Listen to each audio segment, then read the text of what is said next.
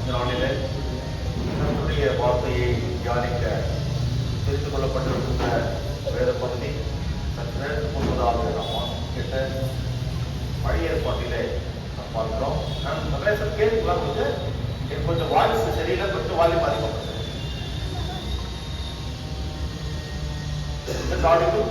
கேட்குதா? தேங்க்யூ.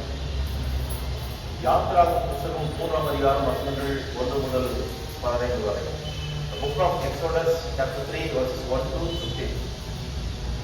இந்த பகுதியிலே கர்த்தருடைய வார்த்தை மோசேயை அவர் சந்தித்து மோசேயை அழைத்து அவரிடத்துல ஒரு வேலையை அவர் கொடுக்கிறார். என்ன வேலை என்றால், என்னுடைய மக்கள் எகிப்திலே அடிமைகளாக இருக்கிறார்கள், அவர்களை நீ மீட்டுக் கொண்டு வர வேண்டும், உன்னை அதற்காக தெரிந்து கொண்டேன் என்று சொல்லி அழைக்கிறார். அதன் பிறகு நடக்கின்ற சம்பவங்கள் என்ன என்பதை குறித்து நாளில நாம் தியானிப்போம். கர்த்தர் எதிர்பார்த்த அந்த காரியத்தை கடவுள் அழைத்த அந்த ஊழியர் செய்தாரா? இன்றைக்கு ஊழியர்கள் எப்படி நடந்து கொண்டிருக்கிறது? ஊழியக்காரர்கள் எப்படி இருக்கிறார்கள்? பழைய ஏற்பாட்டு காலத்தில் ஊழியர்கள் எப்படி இருந்தார்கள்? புதிய ஏற்பாட்டு காலத்திலே இயேசுவினுடைய காலத்திலே ஊழியர்கள் எப்படி இருந்தார்கள்? இன்றைக்கு ஊழியர்கள் எப்படி இருக்கிறார்கள் போன்ற காரியங்களை நாம் பார்க்கலாம். ஆண்டவரை நோக்கி நாம் எடுத்து செய்வோம். கண்மலையும் என் மீட்புருமாகிய கர்த்தாவே, என்னுடைய வாயின் வார்த்தைகளும் என்னுடைய இறுதி சிந்தியாலும் உங்களுடைய சமூகத்திலே எப்பொழுதும் திருப்தியாக இருக்கிறவர். ஆமென். பிரியமானவர்களே, இந்த நாளிலே செய்திக்கு ஒரு தலைப்பாக நான் தெரிந்து கொண்ட ஒரு தலைப்பு, மனித குலத்திற்கான கடவுளின் தெய்வீக திட்டம் என்று சொல்லி பார்த்தோம். மனித குலத்திற்கான கடவுளின் தெய்வீக திட்டம், God's divine plan for humanity. God's divine plan for humanity. உலகத்திலே கடவுள் நம்மை படைத்தார். படைத்த கடவுளுக்கு நாம் சொல்லுகின்ற இந்த வேதத்தின் அடிப்படையிலே நாம் பார்க்கிற போது, அவர் நம்மை படைத்த கடவுள், கிரியேட்டர் காட், பிதாவாகிய கடவுள் என்று நாம் விசுவாசிக்கிறோம்.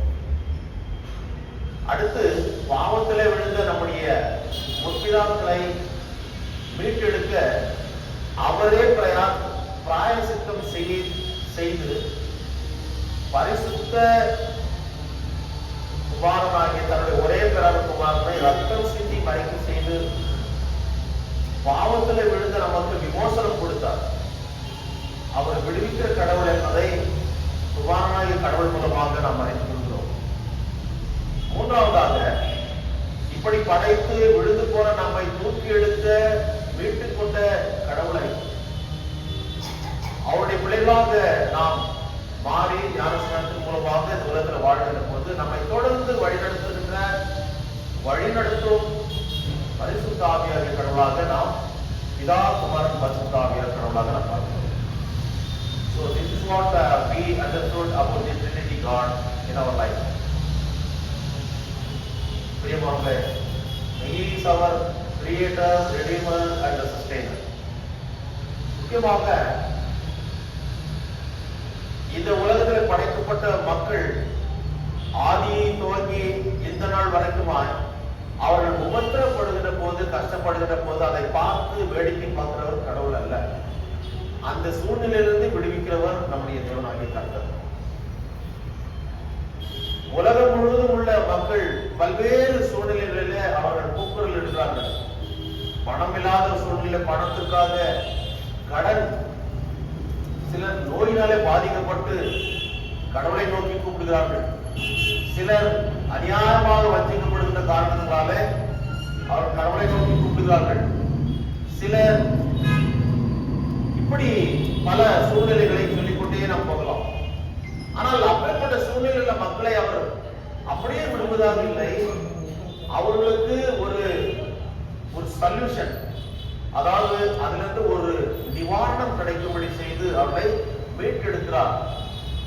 அப்படிதான் இந்த நாளின் செய்தியிலே கூட நாம் பார்க்கிறோம், மனு குலத்திற்கான கடவுளின் தெய்வீக திட்டமாக நாம் இந்த நாளின் பிரசன்ட் பகுதியில என்ன பார்க்கிறோம் என்றால், God's divine plan for humanity என்றால், பாவத்திலே விழுந்து கிடந்த அல்லது வேதனையிலே சிக்குண்டு தவிக்கின்ற மக்களை விடுவிக்கிறார்.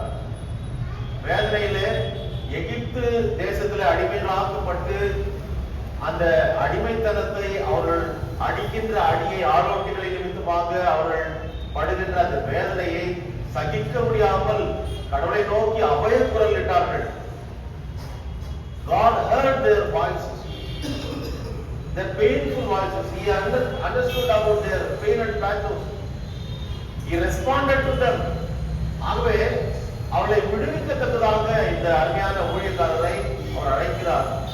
இந்த காரியத்தை நீ போன் செய்ய என்று சொல்லி கடவுள் அவரை அனுப்புவதை பார்க்கிறோம்.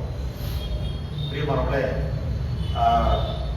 இரண்டு விஷயங்கள் மூலமாக நாம் இதை அறிந்து கொள்ளலாம். முதலாவதாக பார்த்தீங்கன்னா, விடுதலை நாயகன் ரட்சிப்பின் பணியை செய்ய தாசன் மோசையை அழைக்கிறார் என்பதை பார்க்கலாம். கடவுள் தம்முடைய ஊழியத்தில் சோம்பேறித்தனம் கொண்டிருக்கின்ற மக்களை அழைத்து அவருடைய ஊழியத்தை செய்ய அவர் எப்பொழுதும் விரும்பினதில்லை. சுறுசுறுப்பாக தம்முடைய பணியிலே ஈடுபட்டிருக்கின்ற மக்களை தான் அவர் அழைத்தார். அழைத்து பாவத்திலே விழுந்து கிடக்கின்ற சிக்குண்டு இருக்கின்ற மக்களை, வேதனையில் இருக்கின்ற மக்களை விடுவிக்கும்படியாக இந்த மக்களை துரிதமாக செயல்பட்டுக் கொண்டிருக்கிறவர்களை அவருடைய பணியிலே ஈடுபடுத்தி அதன் மூலமாக அவர் தன்னுடைய சித்தத்தை நிறைவேற்றுகின்ற தெய்வமாக இருக்கிறார். விடுவிக்கிற கடவுள் நித்திய வாழ்வையும் அவர்களுக்கு கொடுக்க ஆயத்தமாக இருக்கிறார். அதுதான் கர்த்தருடைய வார்த்தை மூலமாக நாம் பெற்றுக் கொள்கின்ற ஒரு பெரிய ஆசீர்வாதம். அப்படி கடவுளால் தம் மக்களின் மீட்பு பணியை தெரிந்து கொள்ளப்பட்ட பலர் உண்டு. அதாவது சுறுசுறுப்பாக இயங்கிக் கொண்டிருந்த மக்களை கடவுள் ஊழியத்திற்கு என்று அழைத்தார். அப்படி இயங்கிக் கொண்டிருந்த மனுஷர்களிலே இந்த மோசையும் ஒருவர். இவர் சும்மா இல்ல, தன்னுடைய மாமன், இங்கே இந்த முதலாம் வசனத்துல பார்க்கும் 3ஆம் அதிகாரத்துல இந்த நாளின் செய்தியில, மோசே மீதியான் தேசத்து ஆசாரியனா இருந்த தன் மாமனாகிய எத்ரோவின் ஆடுகளை மேய்த்து வந்தான். எவ்வளவு காலம் மேய்த்து வந்தான்? யாராவது சொல்ல முடியுமா? யாராவது சொல்ல முடியுமா?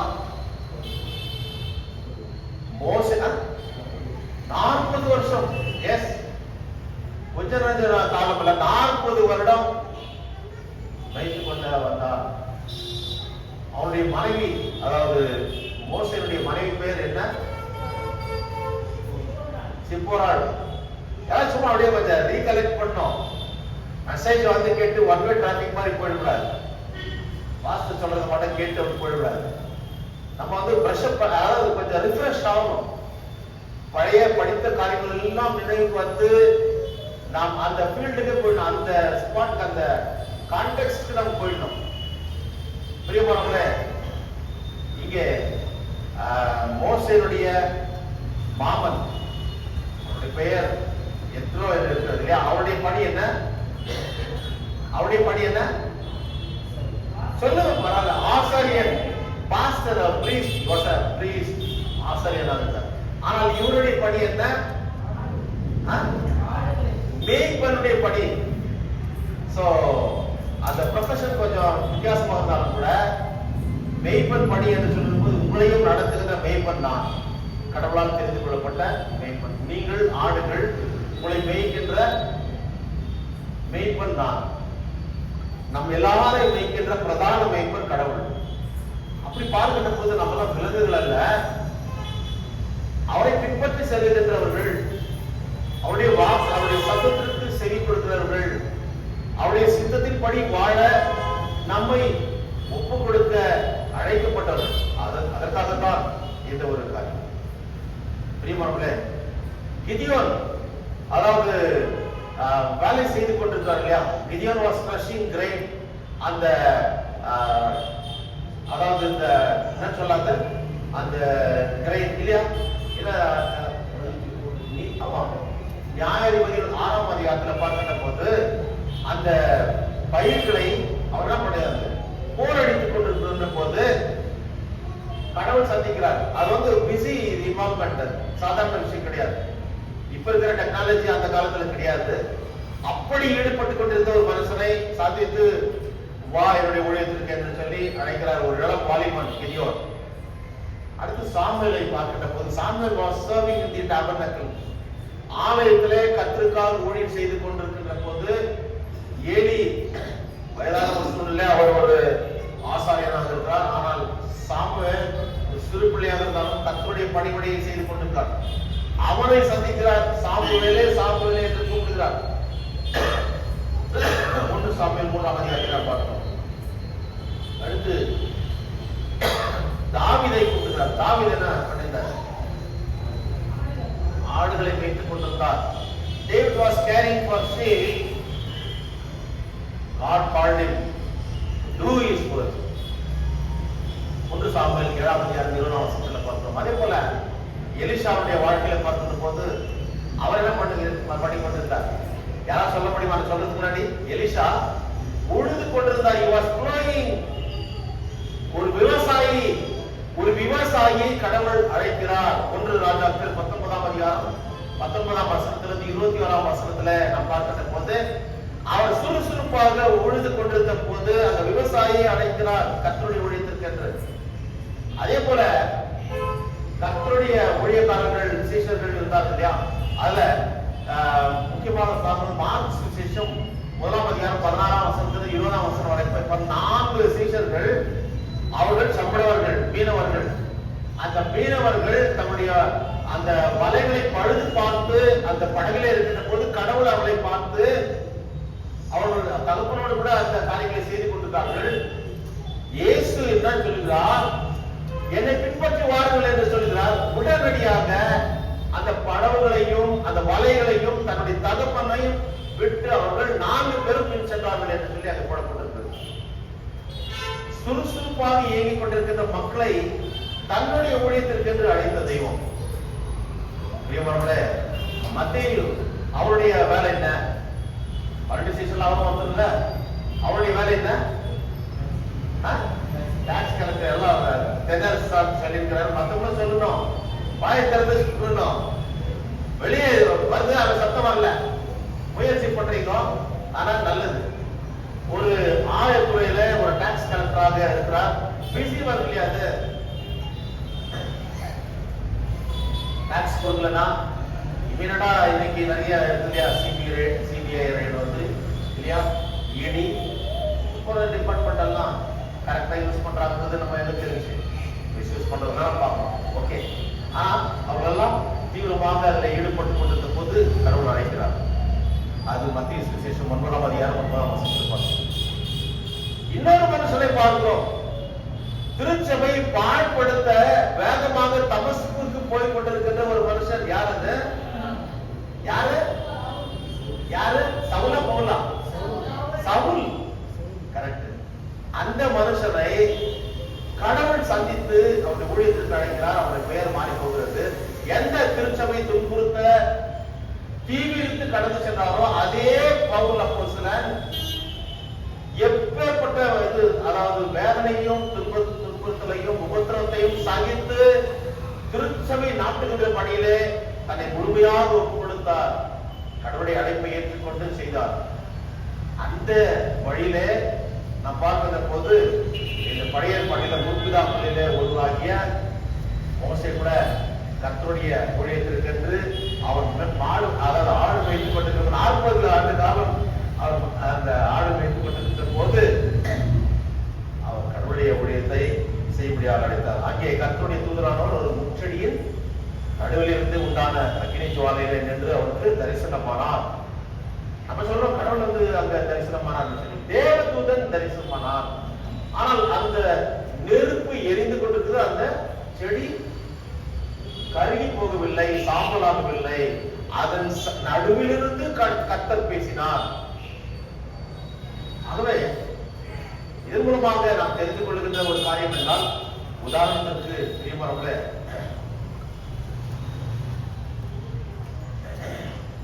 இந்த சாதாரண ஒரு அதாவது முட்புதரை எரிய செய்து அது சாம்பல் ஆகாமல் பார்த்துக் கொண்ட தெய்வம், அதே போல ஒரு சாதாரண மெய்ப்பனை இந்த மோசை அழைத்து அசாதாரணமான காரியத்திற்கு எரிந்து பிரகாசிக்கிற விளக்காக மாற்ற இவர் வல்லவர் என்பதை நிரூபிக்கிறார் இல்லையா?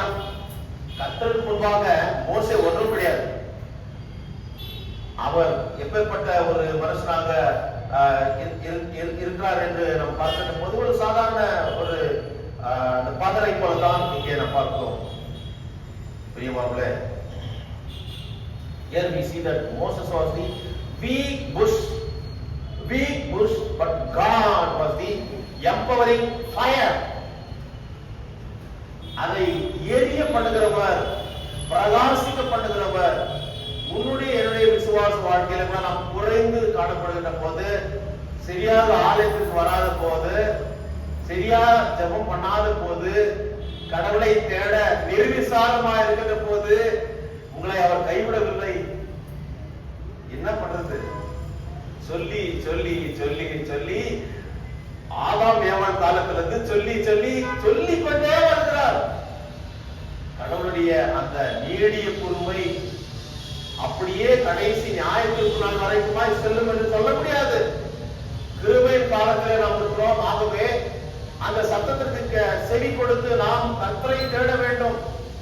ஆகையினால தான் நான் வற்புறுத்தி சொல்கிறேன், ஆலயத்திற்கு வருகின்ற போது தொழுது கொள்ளுங்கள், சத்தமாய் வாய் விட்டு பேசுங்கள், பாடுங்கள், துதியுங்கள் என்று சொல்லி. ஆகவே இதெல்லாம் சொல்றதுனால பாஸ்டர் ஏன் இந்த அளவுக்கு பண்றாருன்னு நினைக்கக்கூடாது. நாம் உயிருள்ள கடவுளுக்கு முகாரிகளாக பாட வரவில்லை. அவர் உயிர் தெழுந்த தெய்வம். அவரை உயர்த்தி பாட நாம் வந்திருக்கிறோம், ஆராதிக்க தொழுது கொள்ள வந்திருக்கிறோம்.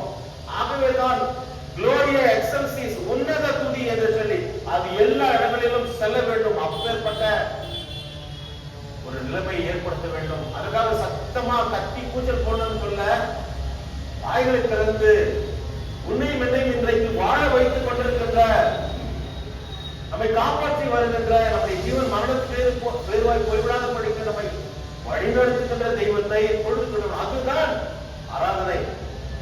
மற்றும் பாடினோம், நம்ம பாடுவது வேண்டாம்னா, உனக்கு கொடுத்திருக்கின்ற காலத்தை நீ பயன்படுத்தவில்லை, கடவுளை வந்து நீ ஆராதிக்க முழுமையாக ஒப்புக் கொடுக்கவில்லை, பாவம் செய்கிற என்றுதான் அர்த்தம். உண்மையாக அவரை தொழுது கொள்ள நாம் அழைக்கப்படுகிறோம். பிரியமானவர்களே, இங்கே ஒரு சாதாரண ஒரு பதரை எரிய செய்து தன்னுடைய மகிமையை காட்டி அங்கே மோசே அழைத்ததையும், சாதாரண பதர் போன்ற இந்த மோசே அவரை எழுப்பி பிரகாசிக்க செய்ய வல்லமையுள்ள கடவுள் இந்த காரியத்தை செய்கிறார், அழைக்கிறார் என்பதை பார்த்தோம். யாத்ராகமம் 19ஆம் அதிகாரம் 12ஆம் வசனத்துல, 24ஆம் அதிகாரம் 17ஆம் வசனத்துல, உபாகமம் 4ஆம் அதிகாரம் 24ஆம் வசனத்துல, நியாயாதிபதிகள் 13ஆம் அதிகாரம் 20ஆம் வசனத்துல, எபிரேயர் 12ஆம் அதிகாரம் 29ஆம் வசனத்துல, வீட்டிலே நீங்கள் போய் படித்துக் கொள்ளுங்கள்.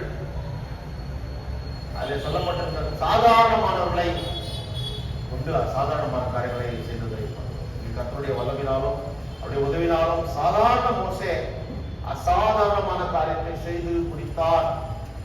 முடிக்க முடியும் என்பதை கடவுளால் தான் நிர்ணயம் செய்ய முடியும். அவரால் முடியும் முடியாது என்று சொல்லி அழைத்துக் கொண்டு வந்த மக்களை கடைசியில் காணாமல் கொண்டு போய் சேர்த்தாரா இல்லையா? பதில் சொல்லுங்க, பதில் சொல்லுங்க. சேர்த்தாரா? சேர்த்தாரா? இல்லை. ஏன்னா மத்தியத்துல கடவுளுடைய திட்டம் வேறாக இருந்தது. சரியா? தேவமலையில அவரை கொண்டு போய் நிறுத்தி ஏதோ ஒரு காரியத்துல கடவுள் இந்த பணியை நீ தொடரக்கூடாது, இன்னொருவர் யோசுவா தொடர வேண்டும் சொல்லி கடவுள் விரும்புகிறார். அதற்கு இவர் சொல்ல, ஆண்டவரே உடைய திட்டம் என்னவோ சரி சாமி, I'm ready for that. காட்டிட்டு அதுதான் போறது, காணான் அந்த இடம், நான் வாக்களித்த அந்த இடம் அதுதான். பாலும் தேரும் ஓடுகிற ஒரு செழிப்பான இடம், ஆசீர்வாதமாக உங்களுக்கு கொடுத்திருக்கிறேன். நீ அழைத்து செல்கின்ற மக்களுக்கு அது கொடுக்கப்படும். ஆனால் நீ போக மாட்டாய். மோசே சொல்லுகிறான், நீ போக மாட்டாய். அவன் என்ன பண்றான், சுவாமி நீ என்ன உன்னுடைய பிளான் எது சுவாமி, உன்னுடைய திட்டம் எது, உன்னுடைய சித்தம் எது, நான் தயார் என்று சொல்லி தன்னை ஒப்புக்கொள்கிறார். அதன் பிறகு அவர் மறித்து கடவுளே அவருக்கு அந்த அடக்கத்தை செய்கிறார். இந்த உலகத்துல ஒரு ஃபியூனரல் ஒரு மனுஷனுக்கு கடவுளே செய்தார் என்றால் அது மோசிச்சாரா? யாருமே கிடையாது. யாருக்குமே அப்பேற்பட்ட ஒரு பாக்கியம் கிடைக்கவில்லை. அதன் பிறகு அதனுடைய அந்த தொடர்ந்து வழிநடத்துகின்ற பொறுப்பை யோசுவா மேற்கொள்கிறார். யோசுவா மேற்கொண்டு ஜனங்கள் போனார்கள். யாரும் போனாங்கன்னா காலேப் யோசுவாவுடைய பிள்ளை அவர்கள் பார்த்து சென்றார்கள். பேரெல்லாம் கர்த்தருக்கு விரோதமாக எழுப்பி போரிட்டதுனால, போர் குரல் எழுப்பியதுனாலே, வனதாக்களுக்குள்ள அந்த நிலைமையை காட்டினதுனாலே அவர் வனாந்திரத்திலே அழிக்கப்பட்டார்கள். மனதிற்கும் உள்ள கடவுள் இந்த காரியத்தை செய்யலாமா என்று நம்ம யோசிக்கலாம். மனுஷன் அதாவது ஒரு பொறுமைக்கும் எல்லை உண்டு இல்லையா? பொறுமைக்கும் எல்லை உண்டு என்பதை பார்த்தோம். கடவுள் மனதிற்கும் உள்ளவர், அதுல எந்த விதமான சந்தேகமும் கிடையாது இல்லையா? ஏசாயா 60 புத்தகத்துல நாம் பார்க்கிற போது, மலைகள் விலகினாலும் பர்வதங்கள் நிலை பெயர்ந்தாலும் என்னுடைய கிருபை உன்னை விட்டு விலகாமலும் என்னுடைய சமாதானத்தின் உடன்படிக்கை உன்னை விட்டு நிலை பெயராமலும் இருக்கும் என்று உண்மையில் மனதிற்கிற கர்த்தர் சொல்கிறார் என்று சொல்லி நாம் பார்க்கிறோம். உண்மையில் என்று பார்க்கிற போது more concerned over each and every individual. He is a compassionate God, but still he is a jealous God. அவர் பட்சிக்கிற அக்கினி எரிச்சல் உள்ள கடவுள் என்பதையும் நாம் தெரிந்து கொள்ள வேண்டும். ஆகவே எப்படி இருந்தாலும் சரி, நம்ம பரலோகத்துக்கு போறதுக்கு எந்த தடையும் இல்லைன்னு மட்டும் நினைக்க கூடாது. நீயும் சரி, நானும் சரி, கடைசி வரைக்கும் இந்த ரட்சிப்பை உறுதி செய்தவர்களாக முடிவு பரிந்தும் நிலைத்திருக்க வேண்டும். முடிவு பரிந்தும் till our last breath we need to be very faithful to God. சபையே மரண பரியந்தம் உண்மையாயிரு, அப்பொழுது ஜீவ கிரீடத்தை உனக்கு நான் தருவேன் என்று சொல்லி ஆண்டவர் சொல்கிறார். அதனால நம்ம ஞானஸ்நானம் பெற்றதுனால நம்ம எல்லாம் நேரடியாக பரலோகத்துக்கு போய்விடும் என்று சொல்லி நினைக்க கூடாது. ஆனால் ஒரு பெரிய பாக்கியத்தை, ஒரு வழி நமக்கு கொடுத்திருக்கிறார். அந்த வழியிலே நாம் மிக எச்சரிக்கையோடு பிரயாணம் செய்து கடவுளை மகிழ்ப்படுத்துகின்ற போது, அவர் சுத்தமாய் அவர் பிரியமாய் வாழ்கிற போது கடவுள் நம்மை சொன்ன அந்த வாக்குறுதியில் நித்திய ராஜ்யத்தில் நம்மை கொண்டு வந்து சேர்த்துக் கொள்ளுவார். அதுல எந்த சந்தேகமும் கிடையாது.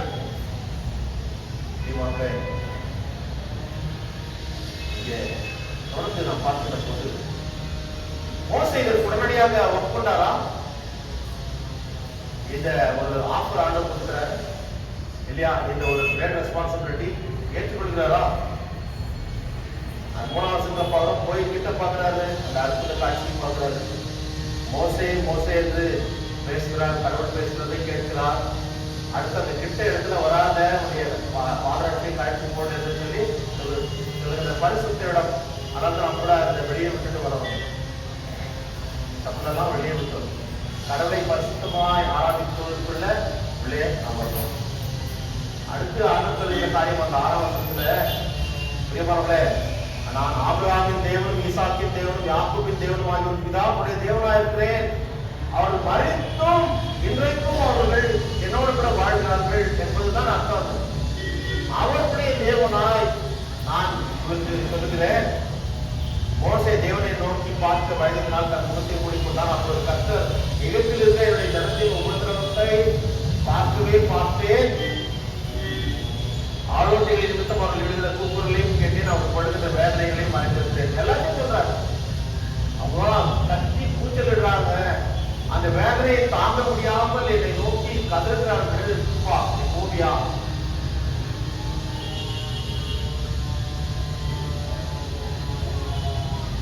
என்னுடைய ஜனங்களின் உபத்திரவத்தை பார்க்கவே பார்த்தேன். நீரும் நாம் கூட இந்த உலக வாழ்க்கையில வாழ்கிற போது நாம் துன்ப துயரத்தில் இருக்கும் அதை பார்க்கிறவர் கடவுள். அன்னைக்கு எகிப்து தேசத்துல இஸ்ரவேல் மக்கள் அங்கு வேதனையோடு, அந்த எபிரேய மக்கள் வேதனையோடு இருந்ததை கடவுள் பார்க்கவே பார்த்தேன். அவருடைய கூக்குரல் சத்தத்தை கேட்கவே கேட்டேன். சத்தத்தையும் கேட்கிறவர், பார்க்கவும் பார்க்கிறவர். இன்றைக்கு உன்னுடைய என்னுடைய கூக்குரலையும் மனவேதனையையும் ஜபத்தையும் வேண்டுதலையும் கடவுள் கேட்கிறவர். முதலாவதாக அவர் படுகிற வேதனையை அறிந்திருக்கிறேன். He knows about their pain and pathos.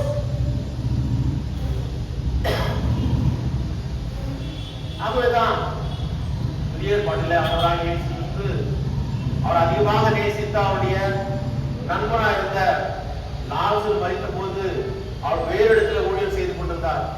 அவர் இல்லாததுனாலே அவர் மரித்து போனார். அவருடைய சகோதரிகள் வருகிற போது அவர் அழுதார். அந்த வேதனையில் அவர் பங்கெடுத்துக் கொண்டு அவரும் கண்ணீர் விட்டார் என்று அர்த்தம்.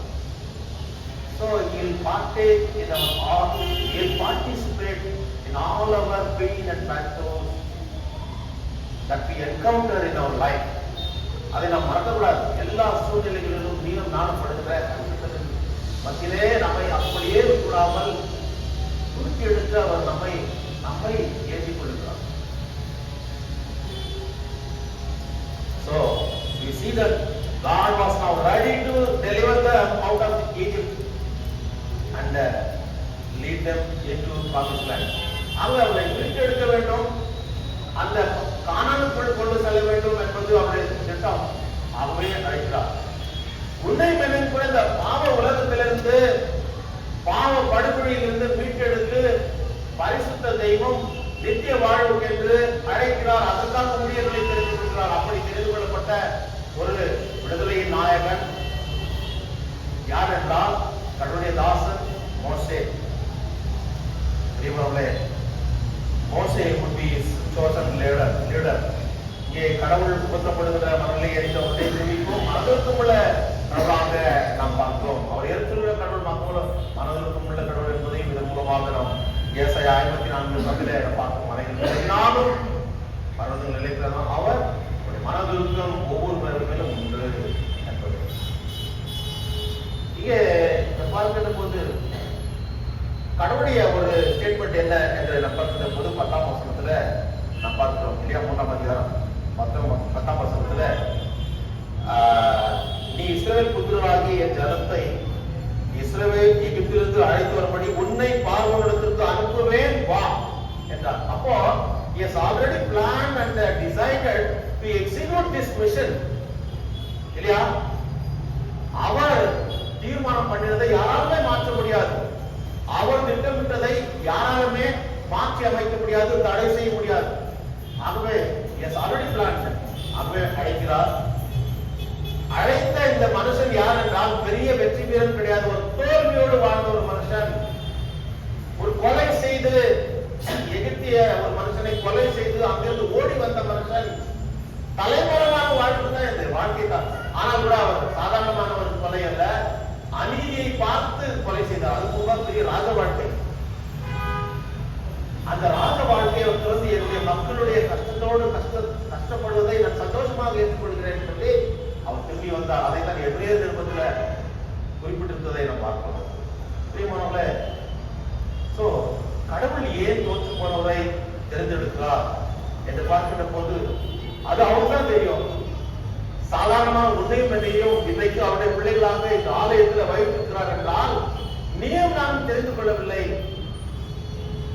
He has chosen you and me from before the very foundation of this earth. உலகம் சிருஷ்டிக்கப்படுவதற்கு முன்னதாகவே உன்னை தெரிந்து கொண்டார் என்று சொல்லி வேதத்தில் பார்க்கிறோம். ஆகவே அவருடைய தெரிந்தெடுப்பு நாம். ஆகவே கர்த்தருக்கு எப்பொழுதும் நன்றி உள்ளவர்களாக நாம் வாழ வேண்டும். சும்மா ஏதோ வந்தோம் ஆராதிக்க என்று அல்ல, மிக ஜாக்கிரதையாக இருக்க வேண்டும் எல்லா விஷயத்திலும். இரண்டாவதாக நாம் பார்க்கின்ற போது கடவுளின் விடுதலை படி ஒரு சாதாரண மனுஷனை கொண்டு அசாதாரண சாதனை படைக்க வைத்து கடவுள் அவர் சர்வ வல்லவர். மோசே செய்தது என்ன? What Moses did. முதலாம் அதிகாரம் 1ஆம் வசனத்துல 4ஆம் வசனம், அதை தொடர்ந்து 11ஆம் வசனத்துல நாம் பார்க்கிற போது 11ஆம் வசனத்துல கடவுளின் சித்தத்தை செய்ய தடையாய் உள்ள 5 காரணங்களை மோசே முன்வைக்கிறார். அதுல ஒரு சில காரணங்கள் தான் இங்கே பார்க்கிறோம். அதுல முதலாவதாக ஆண்டவரே இந்த விடுதலை பணியை செய்ய நான் எம்மாத்திரம் என்று கேட்கிறார்ல. I நான் ஒண்ணும் இல்ல, ஐ மீன் நோபடி என்று சொல்லுகிறார். பண்ணாங்க, நான் ஒரு பொருட்டே இல்ல, என்ன தெரிந்து கொள்ளலாம். அப்படி வெறுமையாக்குவது தான் மிக முக்கியமானது. ஐ எம் நத்திங் என்று சொல்லுகிற போது he will make us everything. இல்லையா? நான் ஒன்றுமில்லை, இல்லை எனக்கு எல்லாம் தெரியும், நான் எனக்கு ஒண்ணும் தெரியல, எனக்கு எல்லாம் தெரிந்திருந்தாலும் கடவுள் என்னை எடுத்து பயன்படுத்த மாட்டார். அவருடைய சமூகத்தில் வருகின்ற போது நாம் வெறும் தண்ணீரை போல வர வேண்டும். அதை திராட்சரசமாக மாற்றி ஆசீர்வாதத்தோடு வாழ நம்மை அவர் செய்ய வல்லவர். நீங்க கூட அவர் சொல்லுகிறார், நான் ஏமாற்ற ஒரு சாக்கு போக்கில் இது ஒன்றாக இருந்தாலும் கூட அவர் தன்னை உள்ளபடியே ஒத்துக்கொள்கிறதை பார்க்கிறோம். இல்லையா? இரண்டாவது பார்க்கிறது, I don't know your name. அவர் கேட்கிறார், நான் போய் அங்க பார்வர்கிட்ட பேசும்போது உங்களுடைய பேர் என்னன்னு கேட்டா நான் என்ன சொல்றது சுவாமி, உன் பேர் தெரியலையே இருக்கு. 13ஆம் வசனத்துல 21ஆம் வசனம் வரைக்கும் அந்த காரியங்களை பார்க்கிற போது அது ஒரு கேள்வி கேட்கிறார். மூணாவதாக பார்க்கும்போது எல்டர்ஸ் ஒன்ட் பிலீவ் மீ. 4ஆம் அதிகாரத்துல பார்க்கிறாங்க. 4ஆம் அதிகாரத்துல 1ஆம் வசனத்திலேயே அப்பொழுது மோசே அவர்கள் என்னை நம்பார்கள், என் வாக்குக்கு செவிப்படார்கள், கர்த்தர் உனக்கு தரிசனமாகவில்லை என்று சொல்வார்கள் என்றார். சோ அது ஒரு ரீசனை சொல்றாரு. ஆனா இந்த சாப்டர்ல கிடையாது. இந்த பிரசங்கத்துக்கு பிறகுதான் அந்த வசனமே வருகிறது. சரி, இது ஒரு சாக்கு போக்காக சொன்னார். 4ஆவதாக பார்க்கும்போது I am not a fluent speaker. நான் சரியா பேச தெரியாதவன், எனக்கு ஒண்ணும் தெரியாது. 4ஆம் அதிகாரம் 10ஆம் வசனத்துல இருந்து 12ஆம் வசனம் வரைக்கும் பார்க்கலாம். மோசே கர்த்தரை நோக்கி, ஆண்டவரே, இதற்கு முன்னாவது தேவரீர் ஒரு அடியோடு பேசினதற்கு பின்னாவது நான் வாக்கு வல்லவன் அல்ல. அப்படின்னா நான் விஷயம் தெரிஞ்சவன் அல்ல. I am not a dynamic person, I am nothing. நான் திக்குவாயும் மந்தனாவும் உள்ளவன் என்றான். நான் ஒண்ணும் இல்லை சாமி. கடைசியாக நான் பார்க்கின்ற போது 4ஆம் அதிகாரம் 13ஆம் வசனத்திலிருந்து 17 வரைக்கும் வருது. somebody else can do it better. என்னை காட்டிலும் மற்றவர்கள் சிறப்பாக செய்வார்கள் என்று சொல்கிறார். சோ இப்படி பல காரியங்களை சொல்கிறார். ஆனால் கூட கடவுள் ஏற்கனவே திட்டம் போட்டுக்கிறார்ல 10ஆம் வசனத்துல, behold I will send you. அவ்வளவுதான், இதோ நான் உன்னை அனுப்புகிறேன், அவ்வளவுதான். அப்போ அங்க வேற கரெக்ஷன் மாடிஃபிகேஷன் எதுவும் தேவையில்லை.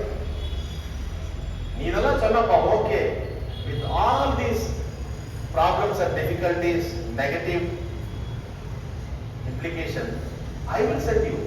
நான் உன்னை அனுப்புகிறேன். அதுதான் சர்வ வல்லவர். பிரியமானவர்களே, இந்த தெய்வம்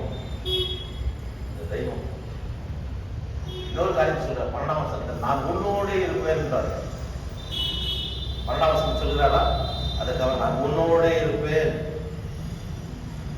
நான் உன்னோட இருக்கும்போது, அவர் என்னோட இருக்கும்போது, எங்க அப்பா என்னோட இருக்கும்போது எப்பேற்பட்ட பிரச்சனைகள், வேதனைகள், சோதனைகள் வந்தாலும் எனக்கு அதை பத்தி கவலையே இல்லை, பயமே இல்லை.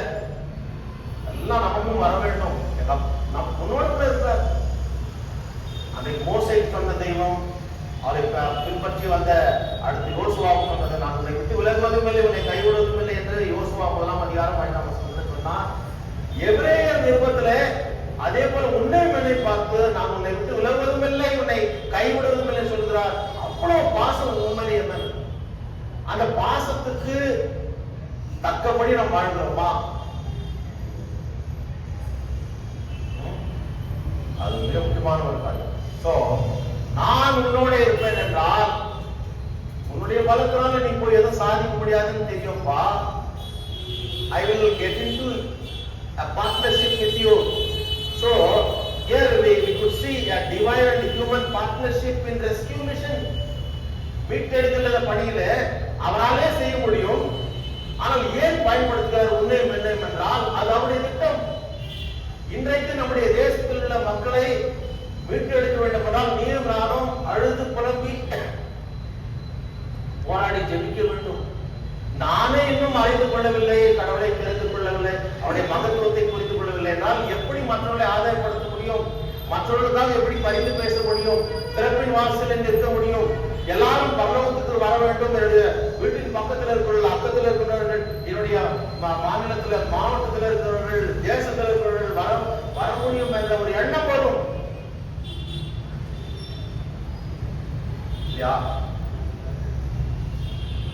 சோ இப்படி பல காரியங்கள் சொல்லிக்கொண்டே போகணும். அதைத்தான் ஒரு அறிஞர் சொல்லுகிற போது, உள்ளூர்ல போனா பிடிக்க தெரியாதோ அயலூர்ல எப்படி ஆன பிடிக்கும்.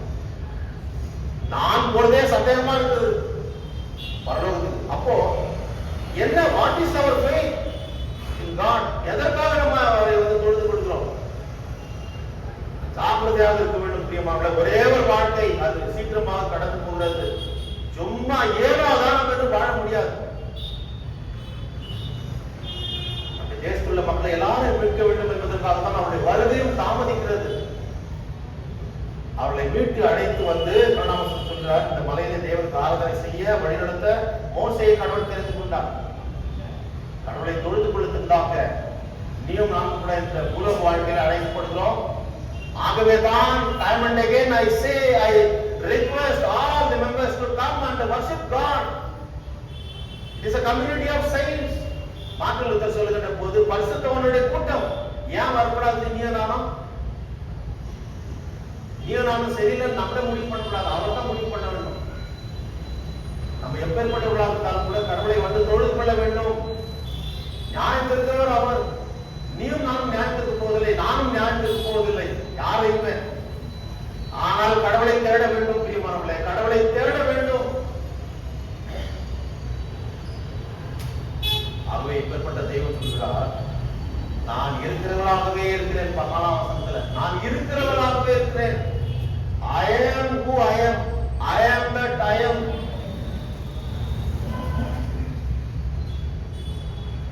இந்த வார்த்தை தான் மிக கஷ்டமான ஒரு டிரான்ஸ்லேஷன் பைபிள், ஹோல்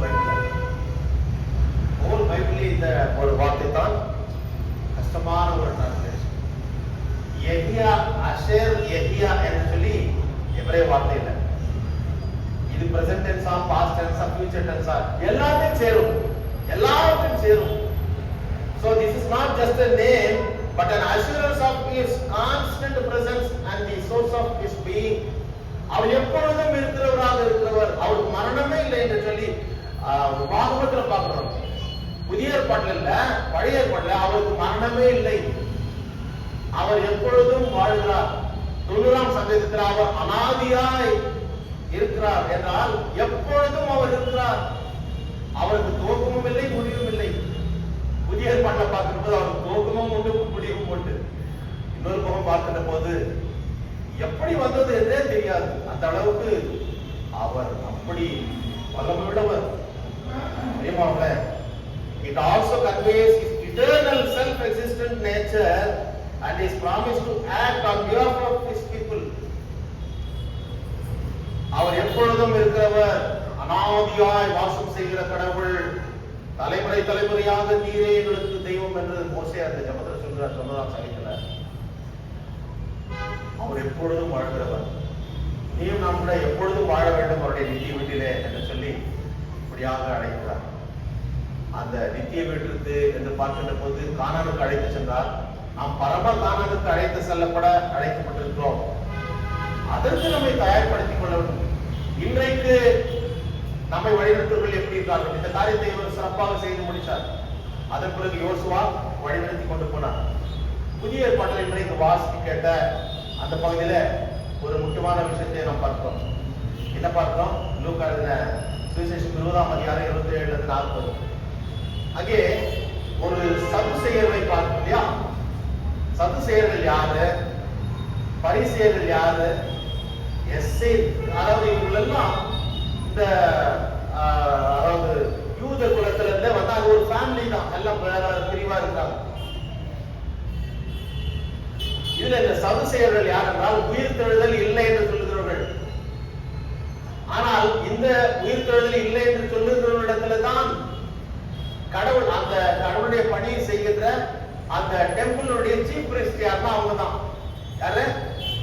சதுசேயர் தான். அவங்களுக்கு என்ன, அந்த பேசிக் ஃபெய்த் இல்ல, பேசிக் ஃபெய்த் இல்ல. சதுசேயர் தான். சதுசேயர் அந்த இனத்துல இருந்து தான், அந்த ஒரு பிரிவுல இருந்து தான். அதாவது சீஃப் பிரிஸ்ட் வருகிறார், பிரதான ஆசாரியர். பிஷப் சொல்லல, அடுத்து இருக்கிறவங்க பிரீஸ்ட். நாகலாம் பிரீஸ்ட் இப்போ நேற்று இன்ஸ்டாலேஷன் வந்து நடத்துகிறவர் ரெவரண்ட் மோகனன் மனுவேல், நம்முடைய ஐஎன்ஸினுடைய சீஃப் பிரைஸ்ட் பிஷப் பிரசிடென்ட்.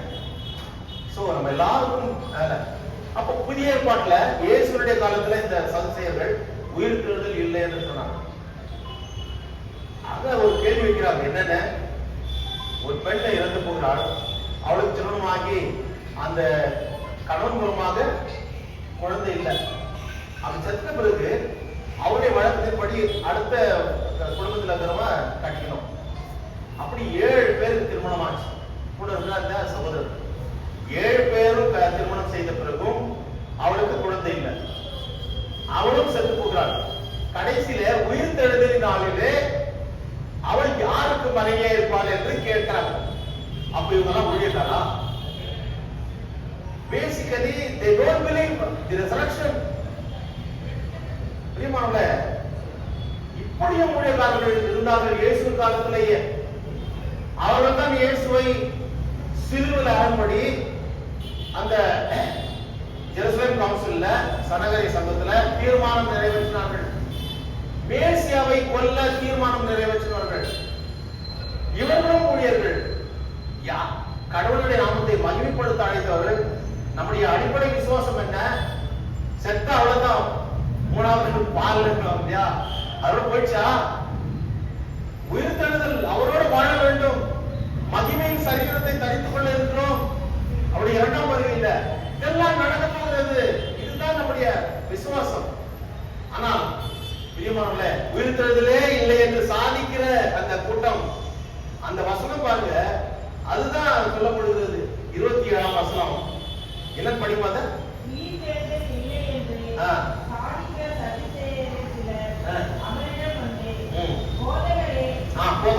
உயிர்த்தெழுதல் இல்லை என்று சாதிக்கிறவர்கள், அதே சாதிக்கிற அந்த கூட்டம் 33ஆம் வசனத்துல இவ்விதமா 7 பேரும் அவளை விவாகம் பண்ணியிருந்த உயிர்த்தெழுதலில் அவர்களில் எவனுக்கு அவன் மனைவியா இருப்பாள் என்று கேட்டான். இதெல்லாம் குழப்பம் ஏற்படுத்துற ஒரு ஊழியக்காரர் தானே, குழப்பம் ஏற்படுத்துகின்ற ஊழியக்காரர்கள் ஊழியக்காரர்களே கிடையாது. ஆகவேதான் கடவுள் மான்மலக்காரரே என்று சொன்னார், அக்கிரம செய்திக்காரரே என்று சொன்னார், கொல்லாத விபச்சார சந்ததியாரே என்று சொன்னார். வேற என்னன்னு சொல்லலாம் பார்க்கலாம். யோவான் கூட வந்து மனம் திரும்புதலுக்குரிய ஞானசனம் கொடுக்கும்போது எல்லாருக்கும் மனம் திரும்ப, யார் பாவத்தை அறிக்கிட்டவர்கள் அவருக்கு ஞானசனம் கொடுத்தார். ஆனால் பரிசேயர்கள் வருகின்ற போது அவளை பார்த்து என்ன சொன்னார்? விரியன் பாம்பு குட்டிகளே, வரும் கோபத்துக்கு தப்பித்துக் கொள்ள உங்களுக்கு வழி கண்டிப்பாங்க யார்? அதாவது ஆபத்து வரும் தெரிஞ்சோட நீங்க அதுல இருந்து எஸ்கேப் பார்த்துதான் நீங்க வரீங்க. ஆரம்பத்துல இருந்தே அந்த விரியன் பாம்பு குட்டிகளே சொல்லும்போது காலாகாலமாக நீங்கள் மாறாமல் இருக்கிறீர்கள். சிலர் மாறவே மாட்டாங்க கடைசி வரைக்கும், அப்படி குணாதிசர். அது போன்ற ஒரு காரியத்தை தான் நீங்க அப்பவே ஆண்டவர் இடத்துல கேட்கும்போது ஆண்டவர் சொல்றாரு, ஏப்பா இதெல்லாம் பூமிக்குரிய வாழ்க்கையில தான் இது கொண்டா கொடுத்தான் எல்லாம் இருக்குது, அங்கெல்லாம் அப்படி கிடையாது. அந்த தேவதூர்களை போல இருப்பார்கள், கடவுளுடைய பிள்ளைகளாய் இருப்பார்கள். ஆனாலும் நீ கேட்கிற அந்த காரியம் நடக்காது. யாருக்கு மனைவியா இருப்பாங்க கேட்கிறிய, அது நடக்காது என்று சொல்லுகிறார். அப்போ இன்னொருத்தர் சொல்றான், என்ன சொல்றான், பரிசேயன் சொல்றான், அவர் நிதானமாய் சரியாய் பதில் சொன்னார் என்று சொல்லி, அதுக்கப்புறம் எவனும் பதில் கேட்கவில்லைன்னு சொல்லி அந்த வசனம் முடிப்பாங்க. 40 பிரியமானவர்களே, கேள்வி கேட்காத, கேள்வி கேட்டாலே நியாயமாய் தான் ஒன்றுமில்லை என்று சொல்லி மோசை போல ஒப்புக்கொடுக்கும் பெரிய காரியத்தை ஆண்டவர் செய்கிறார். எனக்கு எல்லாம் தெரியும் என்று சொல்லி அந்த பிரதான ஆசாரியரும் வேலைப்பாடுகளும் இருக்கின்ற போது மாயக்காரரை என்று கேட்டார்கள். ஊழியமே செய்யவில்லை, அநியாயம் செய்தார்கள். மக்களை சுரண்டி ரோம பேரரசோடு நல்ல ஒரு தொடர்பை வைத்துக் கொண்டு ஊழியம் வளராதபடிக்கு ஒரு தடைகளாக இருந்தார்கள். இன்றைக்கு கூட அநேகர் பணம் சம்பாதிப்பது அவருடைய அதாவது தொழிலாக இருக்கிறது. பவுல் அப்போஸ்தலர், இயேசு பிறகு பவுல் அப்போஸ்தலருடைய ஊழிய காலத்துல இன்னைக்கு நாம வாசி கேட்ட 2 தெசலோனிக்கேயர் 2:13-17 பார்க்கிற போது அவர் சொல்கின்ற ஒரு காரியம் என்ன? ஆதி முதல் நாங்கள் நம்மை தெரிந்து கொண்ட தேவன் ஆதி முதல் நம்மை தேவன் தெரிந்து கொண்டார். 14 சுவிசேஷத்தின் மூலமாக நம்மை ரட்சிப்புக்குள் நடத்தினார். He led us towards eternal redemption, eternal redemption.